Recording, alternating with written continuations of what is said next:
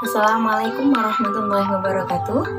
Kami dari kelompok 1 mata kuliah media pembelajaran akan mempresentasikan hasil kerja kelompok kami.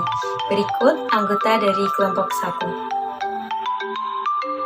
Perkenalkan, nama saya Farida Salsabila, nomor induk mahasiswa 20144600045. Nama saya Desi Ramadhani Puspitasari, NPM 201446000046.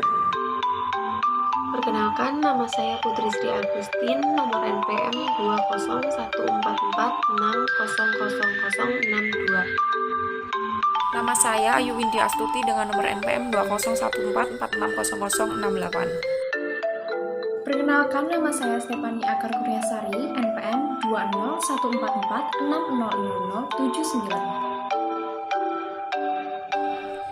Hakikat media pembelajaran. Sebelumnya, kita harus mengetahui apa sih itu media pembelajaran. Nah, kata media berasal dari bahasa Latin yang bentuk tunggalnya adalah medium. Media merupakan salah satu komponen komunikasi, yaitu sebagai pembawa pesan dari komunikator menuju komunikan.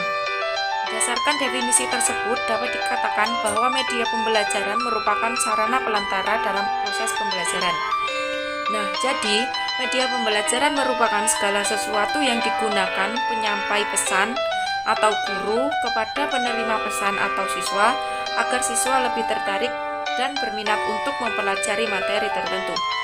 Media pembelajaran merupakan berbagai macam alat yang membantu agar pengajar dalam menyampaikan materi pembelajaran agar lebih mudah diterima oleh peserta didik. Perkembangan ilmu pengetahuan dan teknologi semakin mendorong upaya-upaya pembaruan dalam pemanfaatan hasil-hasil teknologi dalam proses belajar.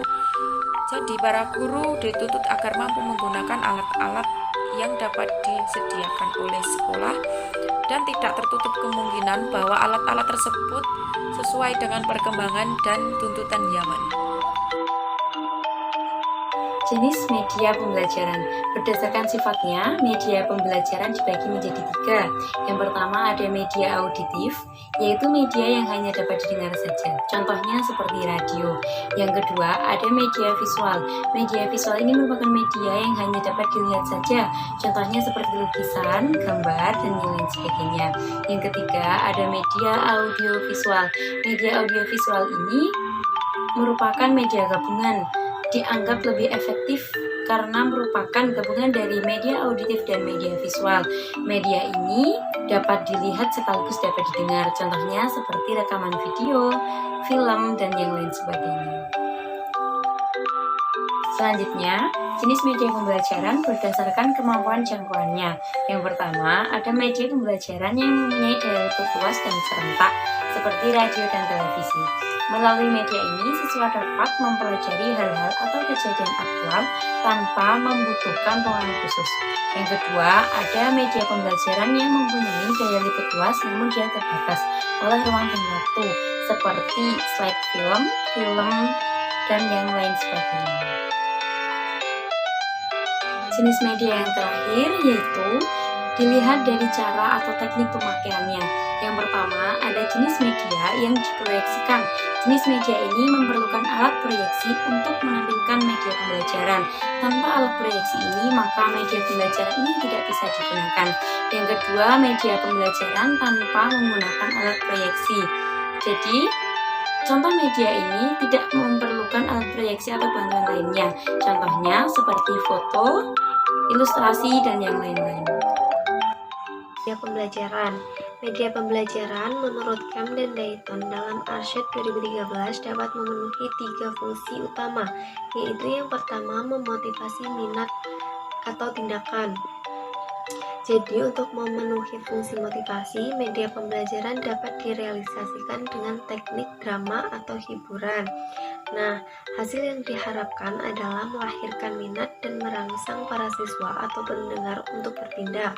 Pencapaian tujuan ini akan mempengaruhi sikap, nilai, dan emosi.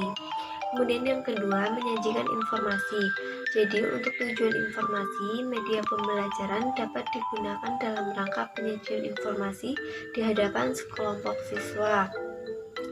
Isi dan bentuk penyajian bersifat umum, berfungsi sebagai pengantar, ringkasan laporan, atau pengetahuan latar belakang. Kemudian, penyajian dapat pula berbentuk hiburan, drama, atau teknik motivasi. Kemudian, selanjutnya yang ketiga, memberi instruksi. Media berfungsi untuk tujuan instruksi, di mana informasi yang terdapat dalam media itu harus melibatkan siswa baik dalam pikiran atau mental maupun dalam bentuk aktivitas nyata sehingga pembelajaran dapat terjadi. Jadi, materi harus dirancang secara lebih sistematis dan psikologis. Dilihat dari segi prinsip-prinsip belajar agar dapat menyiapkan instruksi yang efektif. Di samping menyenangkan, media pembelajaran harus dapat memberikan pengalaman yang menyenangkan dan memenuhi kebutuhan perorangan siswa. Manfaat media pembelajaran. Media pembelajaran memiliki peran yang penting dalam proses pembelajaran. Media pembelajaran merupakan komponen penting yang dapat menentukan keberhasilan penyampaian materi pembelajaran kepada peserta didik. Berikut saya sampaikan beberapa manfaat media dalam pembelajaran. Yang pertama, membantu proses pembelajaran yang berlangsung antara pendidik dengan peserta didik. Tidak semua materi pembelajaran dapat disampaikan secara verbal saja, tetapi perlu alat bantu lain yang dapat membantu mengirimkan pesan atau konsep materi kepada peserta didik.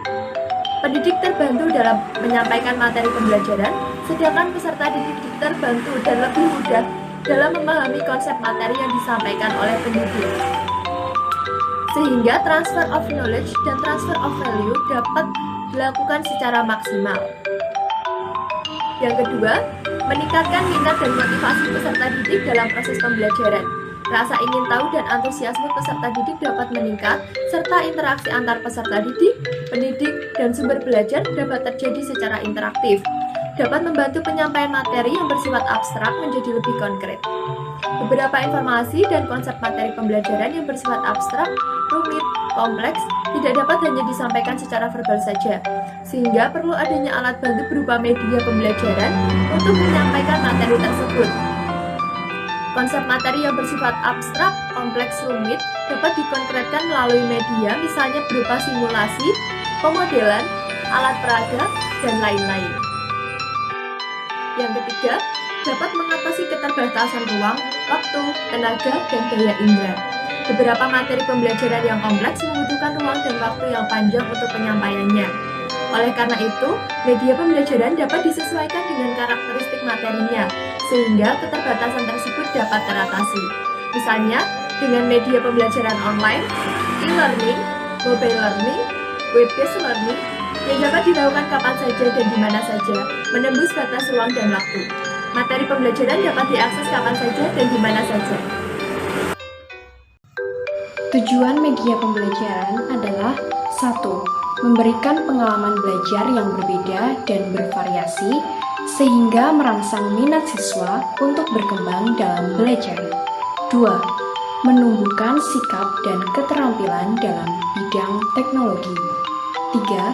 Menciptakan suasana belajar yang tidak monoton dan tidak mudah dilupakan oleh siswa. 4. Mewujudkan situasi belajar yang efektif sehingga belajar menjadi sangat menyenangkan bagi guru dan siswa. 5. Memberikan motivasi belajar kepada siswa dengan mengaplikasikan media pembelajaran ini.